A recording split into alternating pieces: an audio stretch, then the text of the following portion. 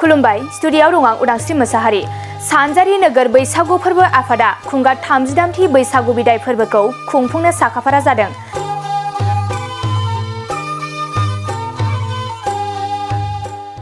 धेमाजि जिल्लानि सानजारि नोगोर बैसागु फोरबो आफादा फैगौ मे दाननि 1, 2, 3, 4 आरो 5 खालाराव सानबानि मेहेरगोनां हाबाफारिजों खुंगा 33थि बैसागु बिदाय फोरबोखौ एसबि बड' जौसिन गेजेरारि फरायसालिनि गेलेग्रा फोथाराव खुंफुंनो थि खालामनाय जादों। बेनिनो गाहाय सायनासालिनि लाइ खुन्थियाखौ दिनै गायसननाय जाबाय। दिनैनि लाइ खुन्थियाखौ गायसननाय हाबाफारियाव गायसनगिरि आलासि महरै बाहागो लायो एसबि बड' जौसिन गेजेरारि फरायसालिनि गाहाय फोरोंगिरि मुस्रि सनेस्वर बसुमतारी बिथाङा। लोगोसे दिनैनि बे हाबाफारियाव धेमाजि जिल्ला आरो सिमेन्ट दख'रानि सिङाव थानाय गुबुन गुबुन माहारियारि आफादफोरनि दैदेनगिरि बिथांमोना बाहागो लादों। मख'जाथावदि खुंगा 33थि बैसागु बिदाय फोरबोआव बायदि बायदि रोखोमनि मोसानाय, मेथाइ खननाय, दामनाय देनाय, गेलेनाय बादायनाय खुंफुंनो थाखाय बानजाय आफादा थांखि लादों।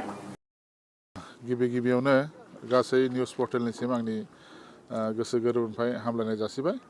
लोगोसेनो दिनै सानजारि नोगोर बैसागु फोरबो बिदाय आफादनि जा 33थि फैगासिनो दङ 33थि बैसागु बिदाय फोरबो आरो बे बैसागु बिदाय फोरबोनि गाहाय खुन्थिया गायनो आंखौ दिनै आलासि महरै लिंना लाबोदों आरो लिंना लाबोनायनि थाखाय बिथांमोन दैदेनगिरिनिसिम आंनि गोसो गोरबोनिफ्राय रोजा रोजा साबायखर बावहरबाय।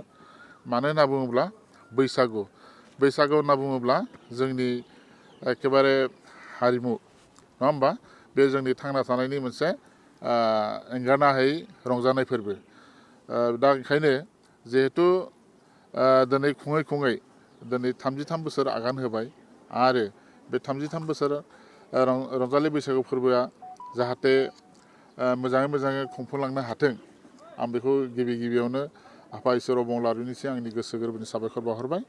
आरो बैसागु होनना बुङोब्ला जोङो बयबो दिनै खाम, सिफुं, जथा, सेरजानि रिंब्लानो जोङो बयबो मोसानो लुबैयो आरो बेखौ जोङो जिहेथु खुंबाय थानाय हिसाबै जोङो बोसोरफ्रोमबो खुंबाय थानाय हिसाबै बेखौ खुंखानांगोन आरो दिनै बेखौ खुंनो थांनायनि मोनसे लाहार फाहार जाहैबाय। आरो देग्लाय ओरैबायदि मोनसे हाबाफारि लाबावदों, दा बिथांमोना बे बैसागु रंजानाय फोरबोजों लोगोसे मोनसे गिफ्ट कुपन गेलेनायनि मोनसे माबा लादों। बेयाव खोब मोजां मोनसे जाहैदों। दा बेखायनो आङो बिथांमोन दैदेनगिरिनिसिम आंनि गोसो गोरबोनि साबायखर बावहरबाय। आरो दिनै बुंनो थाङोब्ला जोङो बैसागु सिगां आलायजाब्रे माखासे नेम खान्थिनि गेजेरजों रंजायै बाजायोमोन। आथिखालाव जोंनि गोनोखो मुगाजों गोरोबफानो थाखाय दिनै जोङो जौस्राङाव बैसागुखौ लाना फैदों आरो बे मोनसे जोबोद गोजोनथाव बाथ्रा जाहैबाय। जों आथिखालाव जोबोद आब्रुथियै जों बैसागु रंजानायफोरखौ जोङो देखायनो हादों आरो जोंनि गुबै थांखियानो जाहैबाय मा, जोंनि माखासे हारिमुफोरखौ जोङो इन्टारनेसनेल लेभेल बेहाय जोङो दिन्थिलांनो थाखाय बा मोनथिहोनो थाखाय मोनसे नाजानायनि मोनसे हाबाफारि होनना बुंनांगोन। जे गेरेमसा हारि होनना बुंनाय लोगो लोगोनो सोब बिथिङाव जोङो जौगानांगोन। जेरै हारिमु बुंनो थाङोब्ला हारिमुखौनो बुंजागोन, हारिमुआवबो जोङो जौगानांगोन। जोंनि माखासे आसार खान्थि बेफोरबो जोंनो जौगानांगोन। दा बेफोरखौ नोजोर लाखिनानै जोङो बोसोरै जोङो मडार्नाइज खालामलांनो नाजागासिनो दं। बेनि थाखायनो दिनै जोंनि बे लाहार फाहार आरोखि। दा आङो सुंद'यै बेखिनिखौनो बुंनानै आंनि माबाखौ फोजोबबाय। गोजोन्थों। फुं बेला समावहाय मिडियानिसिम गोजोननाय थाबाय। दा जोङो फैगौ सानजारि नोगोर बैसागो फोरबोनि जानानै जोंहा दिनै एसबि बर' गोजौ फरायसालिनि नैबे फोथाराव जोङो गाहाय खुन्थिया गायसननाय जादों। फैगौ 3, 4, 5 मे मासनि दानावहाय जों बेवहाय सानथामनि हाबाफारि लानानै बेयाव बैसागु बिदायखौ जोङो फालिनो गाजा गोमजायै जों नाजादों आरो बेवहायनो फंनैसो बाथ्रा बुंनो गोनां दङ। जोङो दिनै बेवहाय गासैबो सानजारि नोगोरनि मोनफ्रोमबो गामिनिफ्राय जों माखासे प्रतिजुगिता बादायलायनाय जों बेवहाय लाफादों। मोसानायनिफ्राय लानानै दिरुं बोनाय हौवा हिन्जाव आरो लोगोसे भलिबल बेखौबो जोङो लाफानाय जादों।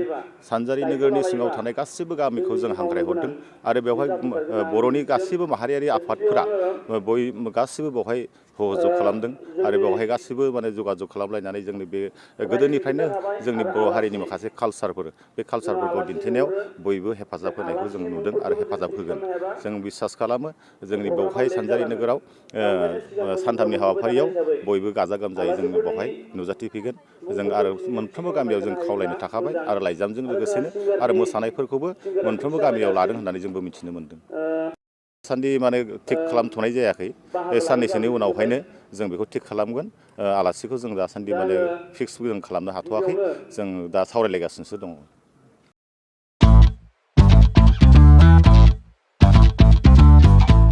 गोजोनथाव खौरां नोंथाङा नोंथांनि गला एबा अफिस फसंथानफोरखौ जोंख्लाब माख्लाब साजायनो गोसो गैया नामा नोंथांनि गलाफोरखौ बायदि बायदि रोखोमनि जोंख्लाब माख्लाब खालामनानै साजायनो थाखाय क'क्राझार नोगोरनि सिङाव थानाय गौरां भेलि हटेल साखाथियाव चाणक्य आर्ट एन्ड डिजाइन गलाया लानानै फैदों बायदि बायदि रोखोमनि आर्ट डिजाइन क'क्राझार नोगोरनि सिङाव थानाय गौरां भेलि हटेल साखाथियाव चाणक्य आर्ट एन्ड डिजाइन गलाया नोंथांमोननि थाखाय लानानै फैदों नोंथांनि गलाखौ जोंख्लाब माख्लाब खालामनो गोबां रोखोमनि आर्ट डिजाइन बेफोर आर्ट डिजाइनफोरनि गेजेराव दं 3D signboard 2D signboard acrylic trophy ACP panel name प्लेटार्स रेट्र' रिफ्लेक्टिभ साइनबोर्ड नियन साइनबोर्डफोरनि आर्ट डिजाइनफोरखौ नोंथाङा चाणक्य आर्ट एन्ड डिजाइन गलानिफ्राय मोनफुंनो हागोन बेनि अनगायैबो इनग्रेभिं सार्भिस आर्क्राइलिक लेटार काटिं MDF जालि काटिं लग' ग्राफिक्स डिजाइन आरो कास्टमाइज गिफ्ट आइटेम्सफोरखौ नोंथांमोननि गलानि थाखाय चाणक्य आर्ट एन्ड डिजाइन गलाया लानानै फैदों आर्ट डिजाइन